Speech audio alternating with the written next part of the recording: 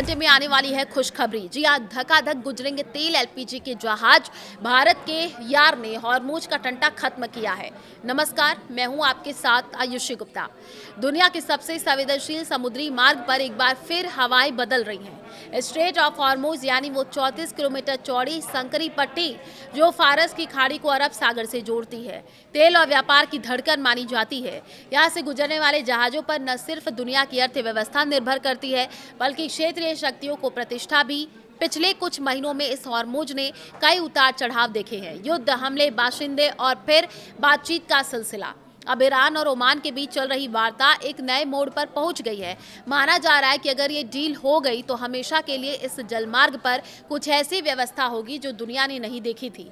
फरवरी 2025 का युद्ध शुरू होने के बाद हॉर्मूज की कहानी बदल गई है। अमेरिका और इजरायल के हमलों के जवाब में ईरान ने इस महत्वपूर्ण मार्ग को प्रभावी रूप से बंद कर दिया है। पहले संयुक्त राष्ट्र की व्यवस्था के तहत जहाज ईरान और ओमान के समुद्री क्षेत्रों से होकर के दो अलग अलग रास्तों का इस्तेमाल करते थे, एक उत्तरी एक दक्षिणी। लेकिन तनाव बढ़ते ईरान ने अपना फैसला सुना दिया।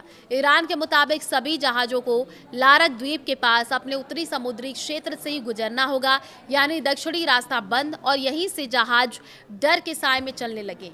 जून में युद्ध विराम की घोषणा हुई तो उम्मीद की किरण जगी, पर नतीजा कुछ नहीं निकला। अमेरिका ईरान के बीच स्ट्रेट ऑफ हॉर्मूज में खींचतान। अमेरिका ने सुझाव दिया कि जहाज ओमान के तट के पास दक्षिणी मार्ग से आ जा सकते हैं, लेकिन ईरान ने इस प्रस्ताव को ठुकरा दिया। उसकी नज़र में उसके अधिकारों पर हमला था। इसका नतीजा क्या हुआ ये भी आप जान लीजिए। फिर से जहाजों पर हमले शुरू हो गए। तनाव एक बार फिर से चरम पर पहुंच चुका है।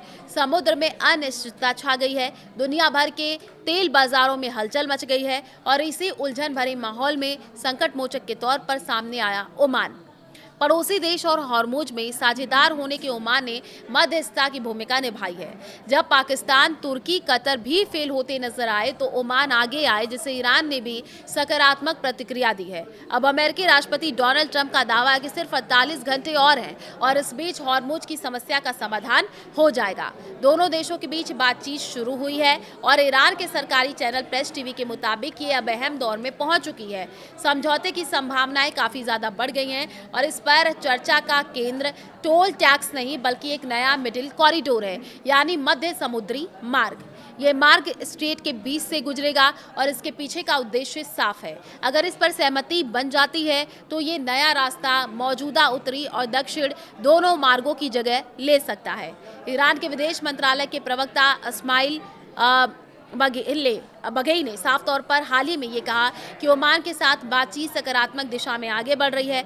दोनों देश तकनीकी और राजनीतिक स्तर पर ऐसे सुरक्षित समुद्री मार्ग तय करने की कोशिश कर रहे हैं जिससे हॉर्मूज में जहाजों की आवाजाही सामान्य हो सके। आपकी क्या राय है इस पूरे मामले को लेकर के? कमेंट करके जरूर बताएं।